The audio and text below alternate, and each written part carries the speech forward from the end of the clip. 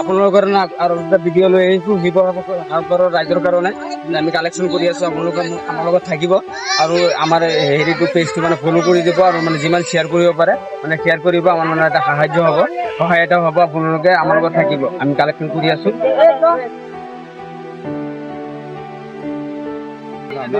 পইচা দিব নোখোজে, বহুতে দিছে, বহুতে দিব নোখোজে। আপোনালোকে যিমানে পাৰে সহায় কৰি থাকক। দাদা